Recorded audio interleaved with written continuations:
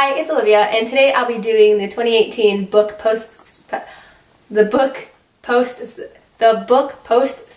Tag, created by Adam over at mementomori, whose channel I'll link in the description. But yeah, I really enjoyed the questions for this one, and I really like watching other people do this tag. Number one is, what is the longest book that you read this year? And also, what is the book that took you the longest to finish?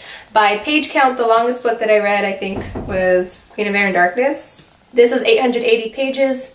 I don't think it needed to be 880 pages. And the other part of that question was, what took you the longest to finish? The only thing that stands out to me maybe is Little Fires Everywhere by Celeste Ng. It took me a while because for like the first couple of chapters, that's what took me the longest. I was just reading like a few pages here and there before bed every day for a little while until one day I just sat there and finished like the whole thing. So it's funny because I finished the majority of the book in a few hours, but the first few bits, it took me a very long time. Number two is a book that you read in 2018 that was outside of your comfort zone. I'm also going to go to Little Fires Everywhere. I had heard that it was a very character-driven, contemporary, like literary fiction, and quite honestly, I don't really read those. And everything about the synopsis sounded just like nothing that would really interest me much, but the thing that compelled me to read this was the reviews, the raving reviews by people whose opinions I trust, and they are all saying that they love this book. So that for me is enough to read it, and I'm very glad that I did because I actually really enjoyed it.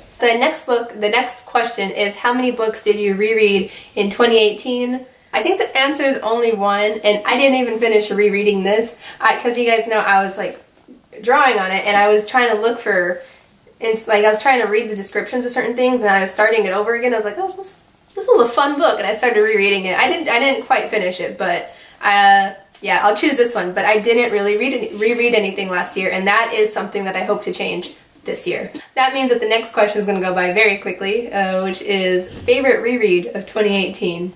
I only have one choice, so Dark Matter. Number five is a book that you read for the first time in 2018 that you look forward to rereading in the future. So following this theme of rereading books, definitely When Breath Becomes Air by Paul Kalanithi. You know, this was just a really beautiful read. I don't have a physical copy of this. I checked it out from the library, and that is one of those books that I for sure want to get my hands on someday. Because I wish I could just, when I'm bored, flip through some of the passages that he said. I think he had a really beautiful way of writing his experience. He majored in English, and you know, he ended up becoming a neurosurgeon, and that background that he has really shows. Like, you could just tell, you could see that English major side of him showing in this, and it was really beautifully written. Number six is a favorite single short story or novella that you read in 2018. Yet again, I didn't read any. I think I have an aversion to novellas, actually. I don't read them. No, wait, you know what?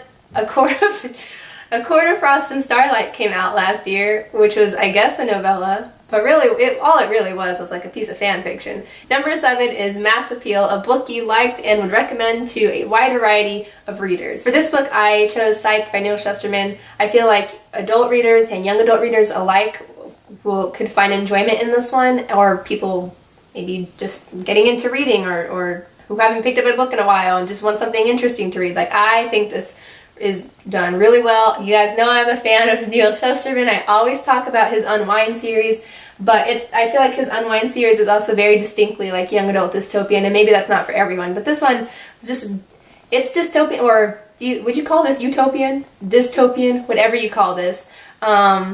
It feels unique.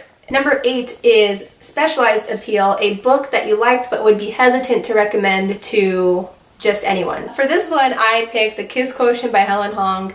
I absolutely love this, as well as a whole bunch of people from last year when this came out, and a lot of people were talking about this book, but I definitely do not think it is for everyone.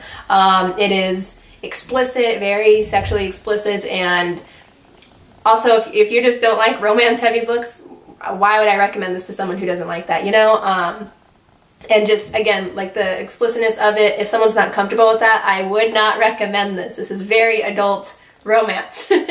But for those who are interested in romance, or who just want to pick up like a really quick romance read, I recommend this one. Number 9 is easily my favorite question on this list, so thanks Adam for making this list of questions. I love seeing people answer this question in their videos, which is to reflect on your year as a bookish content creator. This could be goals met, good bad memories, favorite videos you made, etc. Overall, I loved my time last year on Booktube.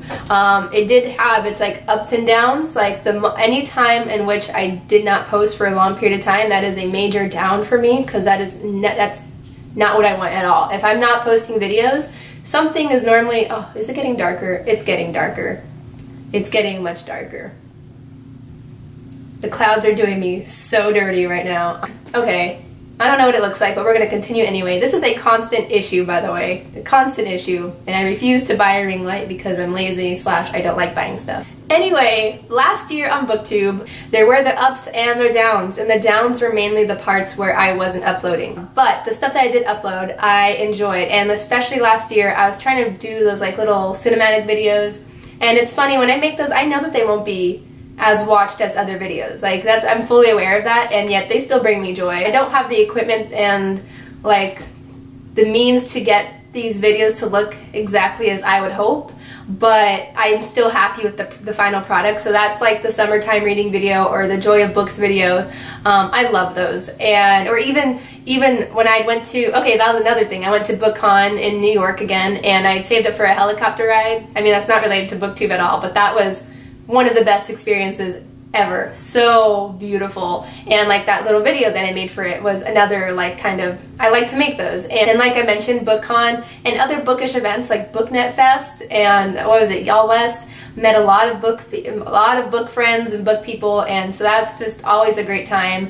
And I'm excited to go to book events again this year. Anything else? Oh, the book defacings were definitely a standout from last year. The book defacing videos are really fun to make for just like the first few moments, and then I can't stand editing them. But like I tried to make them like a fun little intro where I'll like snap my fingers and then the cover is off, and it is the most satisfying thing when I get that right. Last year I reached over 9,000 subscribers, which is really insane. Believe me, I'm so appreciative of any subscriber. Thank you for sticking with me. The last question is to tag other people. I will leave that down in the description because I'm sure I've got plenty of people I want to tag, but also in case it's not there, I tag you if you want to do this. So you are officially tagged. But that's the end of this video, and thank you for watching. I'll see you in another video.